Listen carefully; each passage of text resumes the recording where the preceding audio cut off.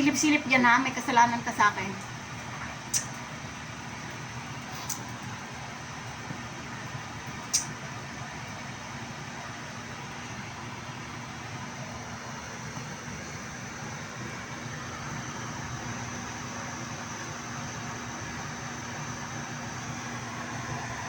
So, ayan guys. Nagbabantayan kami ni Choco kung kakain ba siya o hindi.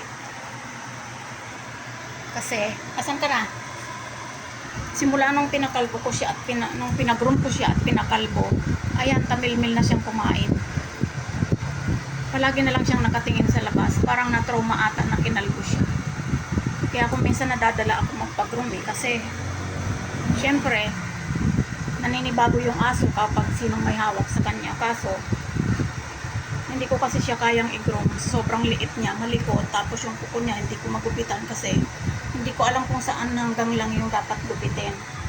Unlike nitong malalaking aso, kaya kong gupitan yung kuko nila habang naliligo. Yan.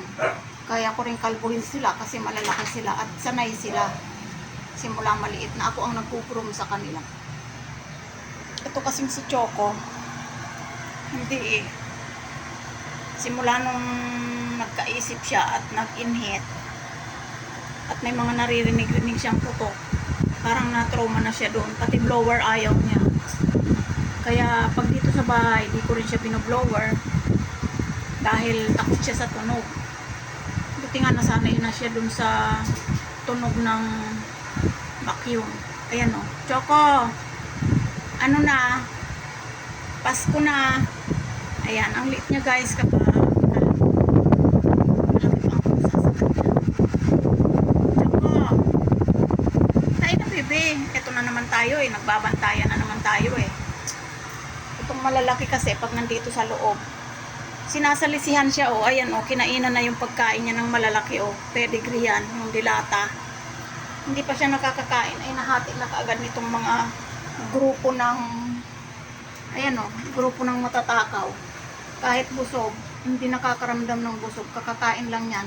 Punggo, may kasalanan ka pa ha. Umihi ka na naman dito. May kasalanan ka pa. Hindi pa tayo tapos. Ito o, hindi yan nakakaintindi ng busog. Kaya hindi ako naniniwala dun sa paglaging busog ang aso ay hindi na mangungupit ng pagkain. Kasi bukod tanging si Haba ang ganyan no. Itong mga to, kahit makita dyan yung pagkain, hindi naman niya inaano eh. Ito lang. Kasi nga, selos na selos siya dito kay Choco. Akala niya, mas mahal namin si Choco. Eh pare-pareho lang naman silang kumakain ng kung anong kinakain ng isa, yun din ang kinakain ng iba. Kumbaga lahat sila, yun ang kinakain ng isa. Yun ang pangkalahatan. Yan. Yan si Itim mo. Si Itim pag sinabi mo huwag gagalawin, hindi talaga niya yung gagalawin. Hindi kita tinawag. Malapit ka na naman eh. Opo. Yan si Itim, ako lang gumugupit yan eh. O, tingnan mo. Ang iksi ng balahibo niya. Ako rin ang nagugupit ng kuko. Kasi malaki eh. Ano. Ito lang talagang hindi ko alam si Choco kung ano nang nangyari dyan. Katapat lang siya lagi sa ventilador. Isang gabi sumuka. Siguro nagtampo dahil siya ay kalbo na naman. Choco! Promise, di na kita ipapakalbo ulit. Halika na, kain na. Bebe, hindi na ipapakalbo ni mama yan. Promise. Halika na. Bebe, kahit buhol-buhol na yung balahibo mo, hindi na natin ipapakalbo. Kumain ka lang. Halika na. Shh. Andito na tayo sa sala oh. Ang liit ng bahay natin, dito na tayo nagkakainan dito sa sala oh. Dali na. Sana hindi maamoy ng langgam. Choco, hindi ka ba talaga kakain? Hindi ko na nga siya pinaiinom ng gamot eh. Dahil yung sa pang-anxiety niya meron pa siya. Hindi ko na rin siya pinaiinom. Paano mong paiinumin? Walang laman ang tiyan. Choco, shh. Halika na, may pasalubong si ate mamaya. Choco, ayan na, wala na. Nagtago na. Choco,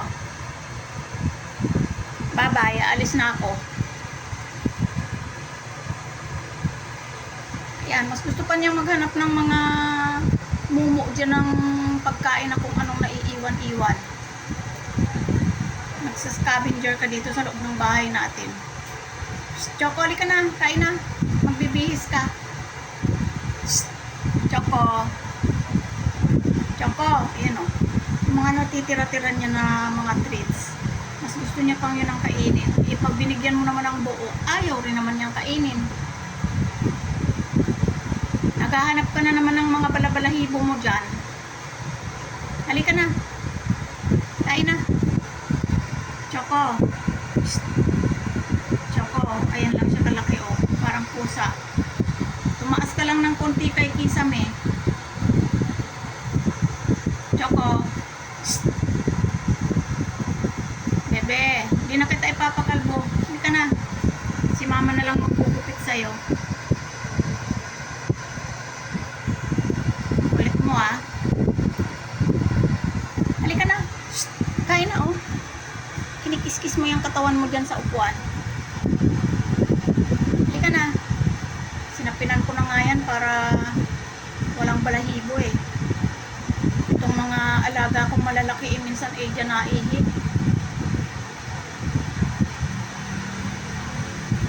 Halika na bebe. Wala na yung manggugupit. Hindi na tayo pupunta doon. Halika na. Choco. Bibigay ko na to kay Ate Haba. Ayaw mo. Ayaw mo talaga. Bawal na sa'yo ang manok. Bawal chicken kasi may allergy ka.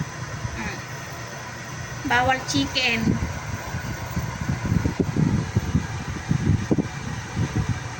Yan, ganyan lang siya. Lagi siyang nakatingin sa labas. Feeling niya siguro nasundan siya ng mga manggugupit. Choco. Bati na tayo. Halika na, hindi na kita ipapakalbo. Halika na, dali. Wala nang kalbo-kalbong mangyayari sa susunod. Kahit magkanda buhol yung balahibo mo. Wala nang kalbo-kalbo. Si mama na lang maggugupit niyan. Pautay-utay. Halika na. Kaya guys, ang sigurong maipapayo ko kapag magpapagrumpay ng aso, yung sa nakikita nyo. Kasi kung yung ibang grooming kasi, hindi ka pwedeng sumama sa loob. Paglabas, kalbo na, ganyan. Para siguro kasi, lalo na pag hindi matyaga yung mag-handle, baka naman, ewan ko lang, naisip ko lang yun ha.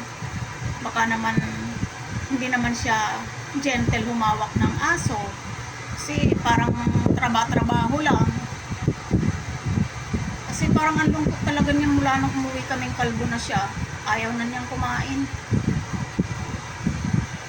Choco. Halika na. Or dapat siguro sasabihin sa umpisa pa lang yung sanay ng maggupit ng aso kasi malikot talaga siya eh. Malikot, baka naiinis yung manggugupit. Eh syempre pag ano may ano naman yan, may isip naman yan, baka natakot. Choco, halika na. Kain na oh, bebe.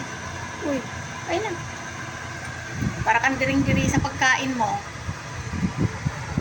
Choco, gupitin ni mama yung bandang tenga mo, yan na lang ang mahaba. Choco, kain na bebe. Halika na. Kain na po naman. Tatlong araw nang tamilbil sa pagkain yan. Sabi ng mga friends mo, baka daw busog ka. Pero hindi naman. Alam ni mama, busog ka na. Halika na. Choco, hindi ka pa nag-almusal. Lunchtime na oh. Bebe. Lunchtime na bebe. Kain na. Ano bang iniisip mo? Ha? Hindi na tayo magpapakalbo sa sunod. Dali ka na, kain na. Dali ka na oh. Dali. Masisira na kasi to eh. Ayaw ko nang ipakain sa'yo pag abutin pa to ng maya-maya. Bubukas na naman tayo ng bago. Sayang ang budget, nasisira. Dali na. Choco. Dali ka na. Ayaw mo talaga. Bibigay ko na ito kay Ate Haba. Bibigay ko na kay Ate Haba. Tamo, dati hinahabol niya. Ngayon hindi talaga. Bibigay ko na ito kay Ate Haba. Eh, kuya itim mo. Mga nakaabang oh. Mga nakain na yan. Mamaya. Kumain na kayo eh. Choco. Hindi ka na kain, no? Hindi na kita pipilitin. Bahala ka kung kailan ka magutom. Bihis na ikaw. Halika na, dali. Nagpa-next guard din kasi siya, guys. Kasi buwan-buwan, every 3 months, nini-next guard ko siya. Hindi naman sagad-sagaran. Lahat yan sabay-sabay. Para may protection sila. Yan.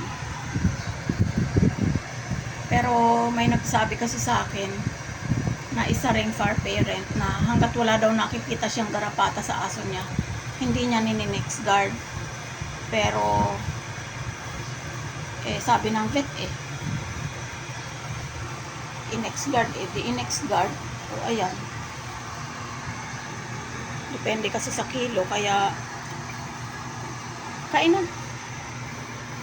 Ibigay na natin yan kay Kuya Itim kasi baka mapanis, bebe. Hindi pwedeng hindi mo kainin yan.